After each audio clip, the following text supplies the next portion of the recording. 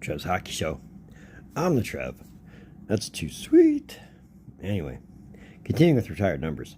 And today, well, it's been a while since I've done a Maple Leafs number. So today we're talking about the third number retired by the Toronto Maple Leafs.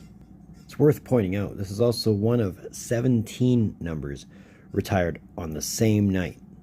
Now, before the Maple Leafs retired these 17 numbers, 16 of them were originally just honored. So while the bulk of them were majority retired the same night, I'm going in the order in which they were initially honored before they were retired. But with the Maple Leaf centennial season, all those honored numbers got flipped to retired numbers. Now, as I'm saying all this, hopefully I'll be able to give you at least 2, maybe 3 Maple Leafs numbers this year. Because, 19 numbers retired is a lot, and if I've only done 2, it's time to play some serious catch-up. But with all that, we're going to talk about the Quintessential Leaf, one of the best playoff performers for Toronto, and the unanimous pick for best ever on the draw when it came to the face-off. Today, we're talking about the number 9, which was worn in Toronto by Ted Kennedy. So let's talk about it. All right, so Ted Kennedy's 14-year career, all with the Toronto Maple Leafs, began on March 7th, 1943, and this was while Kennedy was still property of the Montreal Canadiens. Now, while he hadn't been signed to a C form, he was still on the Montreal Canadiens negotiation list and was loaned to the Maple Leafs for the last 2 games of the 1942-43 season. In his first game as a Toronto Maple Leaf, he would record his first NHL assist against the New York Rangers in a 5-5 tie, and then went pointless against the Boston Bruins in the next game. But his style of play gained enough of the Maple Leafs' attention, more specifically that of interim general manager Frank Selke, for the Maple Leafs to work on obtaining his rights. Now, initially, the Maple Leafs set out to purchase them outright, but the Canadiens were insistent on making a full-out trade, because why give up something for nothing, right? So on September 10th, 1943, Ted Kennedy was officially traded to the Toronto Maple Leafs for Frank Idalz. Now, it was this trade that also saw Frank Selke leave the Maple Leafs for the Montreal Canadiens, but that's another story for another day. So the 1943-44 season would see Kennedy play his first full season with the Maple Leafs. And his first NHL goal would come on the first game of the season on October 30th, 1943, again against the New York Rangers, in a 5-2 Maple Leafs win.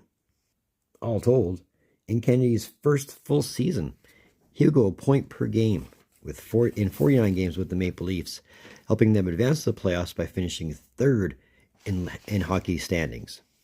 Unfortunately for the Maple Leafs, though, they would run into the Montreal Canadiens, who had a certain Maurice Richard to contend with. And while the Maple Leafs did manage to get the all-important Game 1 win, that would be about the only positive outcome of this series, as the Canadiens would rout the Toronto Maple Leafs in 4 straight, by outscoring them by a 22-3 margin. Ouch. On the way to being the eventual Stanley Cup winners. Now, Kennedy would add 2 points in those 5 games. So in the playoffs, not a bad first year. 1944-45 would be a complete better story for both Kennedy and the Maple Leafs. Now, Kennedy would score his first of 4 regular season hat tricks on December 27th, 1944, again against the Rangers, seems to have their number, and then score his second career hat trick 4 games later on January 9th, 1945 against, you guessed it, the same New York Rangers. And just because he wasn't done scoring hat tricks, his third would come just about a month later on February 4th, 1945 against the Chicago Blackhawks. Got to even it out, right? The Maple Leafs would again finish third in the league, with Kennedy contributing a team-leading and career-high 29 goals to go with his team-leading 54 points in 49 games. Now, those 54 points were good enough for 5th in league scoring. The Maple Leafs would again be going up against the defending Stanley Cup champs, the Montreal Canadiens, and while the Canadiens still had a Maurice Richard to contend with, after coming off the NHL's first 50-goal season, the Maple Leafs managed to find a way passed the defending Cup champs in 6 games on the way to Stanley Cup finals for the first time in 3 years, or for the 11th time in franchise history. Now, this Stanley Cup finals matchup would be a rematch of the 1942 Stanley Cup finals matchup, with the Maple Leafs once again meeting the Detroit Red Wings. And this one would play out much like the 1942 final did, in that both went 7 games, and both saw one team jump to a 3-0 series lead before being forced into that Game 7. But unlike 1942, it would be Toronto who jumped out to the 3-0 series lead, outscoring the Red Wings 4-0 before losing the next 3 straight, which included Kennedy's first playoff hat-trick in a Game 4 loss, before Toronto won a close Game 7 to win the Stanley Cup for the 5th time in Toronto's team history. But this was, more importantly, the first one for Ted Kennedy. In those 13 playoff games played, Kennedy would lead the league with goals with 7 to complement his 9 points. So 3 seasons in, and we're already a Stanley Cup champ. That's pretty sweet. The 1945-46 season was supposed to be a Stanley Cup defense year, but thanks to a slow start and the injury bug creeping through the Maple Leafs roster, which also included Kennedy, the Leafs would fail to make the playoffs altogether, with Kennedy only adding 5 points in 21 games played. So again, the injury bug, it sucks. The 1946-47 season would be a nice rebound for player and team alike, despite the amount of change involved. Gone were names like Frank Selke, Frank McCool, Lone Carr, Dave Schreiner, Mel Hill, and Babe Pratt. But coming in were names like Bill Barilko and Garth Bosch. Howie Meeker and Sid Smith all joined the fray too. Now Kennedy would start wearing the number 9 at this point, and would play his first of 6 NHL All-Star games this season, and would also help the Maple Leafs by leading them in all offensive categories with a career-high 28 goals to go along with 32 assists for 60 points, which was a point-per-game average, and was also good enough for 5th in league scoring. The Maple Leafs would finish 2nd in league standings and would make the playoffs after a year away. And in the playoffs, the Maple Leafs would run into the Detroit Red Wings again, but other than a Game 2 hiccup, would eliminate the Red Wings in 5 on their way to Stanley Cup Finals for the 2nd time in 3 years. And here, they would meet the Montreal Canadiens, the defending Stanley Cup champ Montreal Canadiens, for the first All-Canadian Stanley Cup Final since 1935. And after trading shutouts in the first 2 games, the Maple Leafs would manage to contain the Canadiens' firepower over the next 4 games, with Kennedy scoring the series/cup clinching goal in Game 6 for the Toronto Maple Leafs' 6th Stanley Cup, the 2nd for Kennedy, with Teeder adding 9 points in 11 games. And this will also be the start of the Maple Leafs' first Stanley Cup dynasty. 1947-48 would be a dominant season for the Maple Leafs, and thanks largely in part to the team trading for Max Bentley. And thanks to the high-powered offense the Maple Leafs had, they would finish 1st in league standings, with Kennedy adding 46 points in 60 games, good enough for 3rd in team scoring. Now in the playoffs, the mentality was a successful Stanley Cup defense, and it seemed to be an easy road to that, with Kennedy scoring his only 4-goal game in the playoffs in Game 2. The Maple Leafs would eliminate the Boston Bruins in 5 games on the way to their 2nd straight Stanley Cup Finals appearance, or their 3rd in 4 years. Interestingly enough, though, it would be a rematch of the 1945 Stanley Cup Finals against the Detroit Red Wings, and was also the 4th time these 2 teams would meet for the Stanley Cup. Unlike 1945, though, this one only needed 4 games, as the Maple Leafs swept the Red Wings for their 2nd straight Stanley Cup, or their 3rd in 4 years. Kennedy's 3rd as well, with Teeder adding career highs all across the board, with league-leading 8 goals and 6 assists for a league-leading 14 points. So, yeah, a very dominant season for the Toronto Maple Leafs.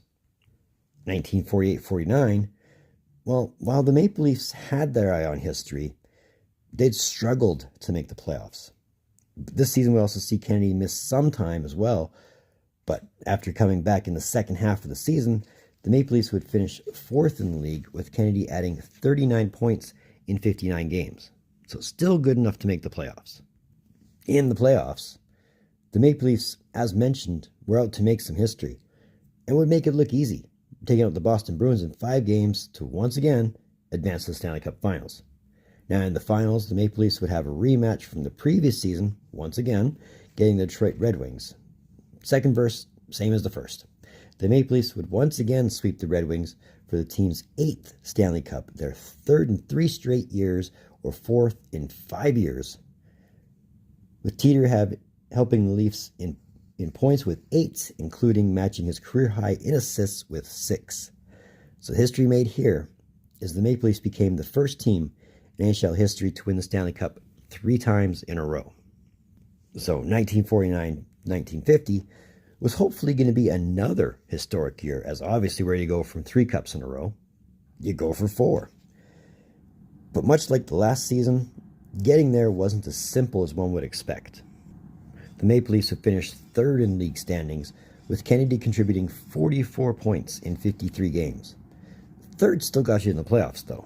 And in said playoffs, the Maple Leafs would end up facing the heavily favored Detroit Red Wings. The same team they beat the last 2 years in a row quite easily is now heavily favored. And Kennedy would be more so known not for any scoring prowess or sweet setup plays, but more for avoiding a check that almost derailed one Gordie Howe's career before it had a chance to really take off. Now, in a moment that should have given the Maple Leafs a clear run to the Cup, did the complete opposite. Thanks to the severity of Gordie Howe's injury off of the check that Kennedy missed, that Howe was aiming for, the Red Wings got inspired and decided to play motivated to do it for Gordie Howe. And with that motivation, the eventual Stanley Cup champs would eliminate the Maple Leafs in 7 games and would only see Kennedy add 3 points in those 7 games. But for the regular season Kennedy had, he was nominated to the NHL's 2nd All-Star team for the first time in his career. The 1950-51 season was hopefully going to be a return to the Stanley Cup, despite the possibility of having to go through the Detroit Red Wings again to do it. But for Kennedy, it was a great year offensively, as he would tie for the league lead in assists with a career-high 43 of them, but would also set a career-high in points with 61, which is good enough for 2nd on the Toronto Maple Leafs scoring and 6th overall in league standings. Now the Maple Leafs would finish 2nd in league standings and would be matched up against the Boston Bruins in the playoffs. And in a defensive series, the Maple Leafs managed to shut out the Bruins in 2 of the 6 games played, outscoring the Bruins 17-5 in a 4-1 series win, to once again advance to the Stanley Cup Finals, to play the Montreal Canadiens for the 4th time in team history for the Stanley Cup. Now, this Stanley Cup Final was so evenly matched that all 5 games played needed to be decided in overtime, and Kennedy would score the Game 3 overtime winner, but more importantly, he would set up the primary assist on Bill Barilko's Game 5 overtime winner to give the Maple Leafs the Stanley Cup once again, their 9th in team history, their 5th in 7 years, and Kennedy's 5th in his career, making him the first player in league history to have won 5 Stanley Cups. As he did this, he managed to contribute 9 points in 11 playoff games. Now, this cup also cemented the Maple Leafs as the league's 2nd Stanley Cup dynasty. And while that's always a gooder, it would be their last Stanley Cup for 11 years. And it was also worth noting that for the season that Kennedy had, he was again nominated to the NHL's 2nd All-Star team. 1951-52 would hope to be a successful year for the Maple Leafs. But thanks to the emergence of what became the Montreal Canadiens in the 1950s and the continued dominance of the Detroit Red Wings, the Maple Leafs only managed to finish 3rd in the league, with Kennedy adding 52 points in a full 70 games, which is still good enough to place him 9th amongst league leaders in points. Now, the Maple Leafs did make the playoffs, but again would run into those dominant Detroit Red Wings that I was talking about earlier, who managed to outscore the Leafs 13-3 in a 4-game sweep, marking the first time in league history that a defending Stanley Cup championship team would be swept in the first round. And as a result of the lopsided score totals, Kennedy would go pointless in the playoffs, the first and only time in his career that would ever happen. The 1952-53 season would be a step-back kind of season for the Toronto Maple Leafs, as for the first time in 7 seasons, the Maple Leafs would miss the playoffs entirely.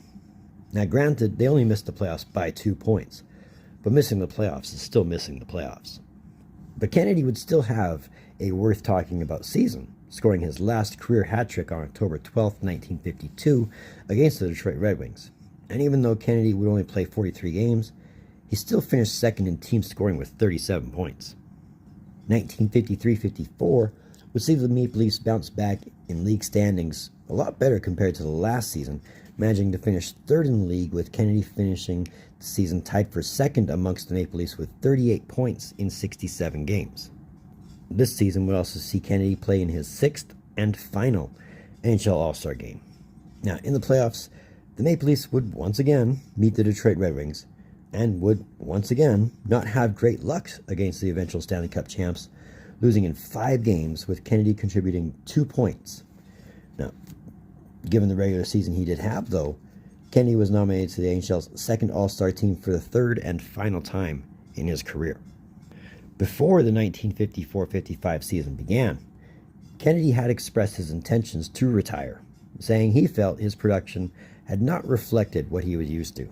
However, Kennedy was talked into coming back for one more season, and in a full 70-game schedule, managed to contribute 52 points, doing much better than he has the previous couple seasons, which was good enough for second in team scoring, but finishing just outside the top 10 in league scoring.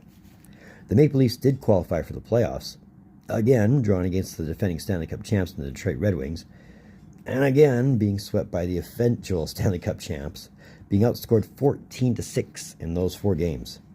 Now, Kennedy would contribute 4 points in those 4 games, and it's worth pointing out that this would be the last time he would be playing in the playoffs. And even though Kennedy didn't finish in the top 10 in league scoring and wasn't named to any of the NHL's All-Star teams, he was awarded the Hart Memorial Trophy as League MVP to win his first major award in his NHL career. It would be at the conclusion of the 1955 playoffs that Ted Kennedy did announce his retirement, but that wouldn't last overly long. So Kennedy would enjoy his retirement for the 1955-56 season, but would be convinced to come back midway through the 1956-57 season, with the Maple Leafs in trouble of missing the playoffs and losing a lot of players due to injuries. His first game back was in a 2-1 loss to the Detroit Red Wings on January 6, 1957. And while he did make his comeback, Kennedy would share the captaincy of the Maple Leafs with Jimmy Thompson. Now, his last game came on March 17, 1957, with the Maple Leafs clearly not making the playoffs. He figured, sitting the last 3 games was not going to hurt. All told, in 30 games played, Kennedy would contribute 22 points, and at the conclusion of the season, would once again announce his retirement from the NHL, this time for good. But that was essentially the story of Ted Kennedy and his time with the Toronto Maple Leafs. Let's talk some numbers. All right, so in 696 regular season games played, Ted Kennedy would contribute 231 goals, 329 assists for 560 points. Now, if we're talking playoffs, that's 78 games played with 29 goals, 31 assists, good enough for 60 points. He played in 6 NHL All-Star games, 1947, 1948, 1949, 1950, 1951, and 1954. He was named to the NHL's second All-Star team in 1950, 1951, and 1954. He was the winner of the 1955 Hart Memorial Trophy, has his name on the Stanley Cup 5 times in 1945, 47, 48, 49, and 1951. The ones from 47 to 51 are recognized as Toronto's first Stanley Cup dynasty.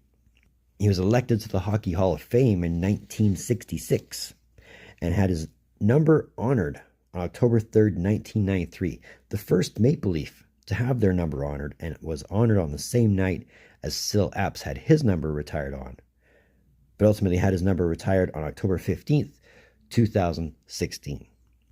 So here's my opinion. So I'm not going to lie. Teeder was a bit much before my time.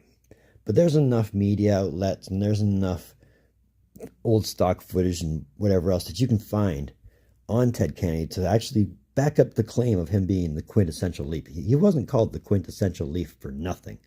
I mean, he was clutch when he needed to be, especially in the playoffs. I mean, without Kennedy, one wonders if the Maple Leafs dynasty even happens. He wasn't the flashiest of players, but still put on great offensive numbers.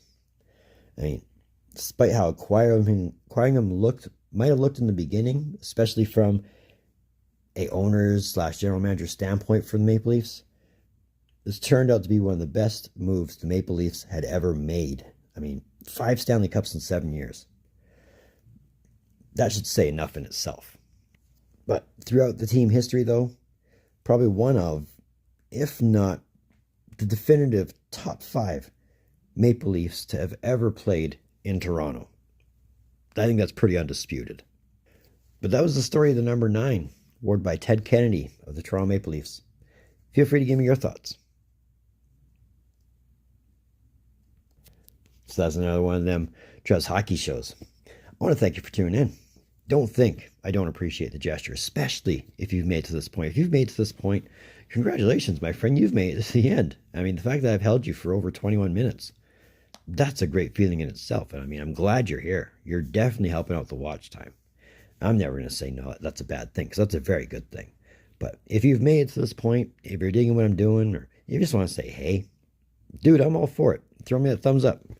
Trust me, that thumbs up, it helps about as much as the watch time does. It helps that thing that we call the algorithm we talk about so much about.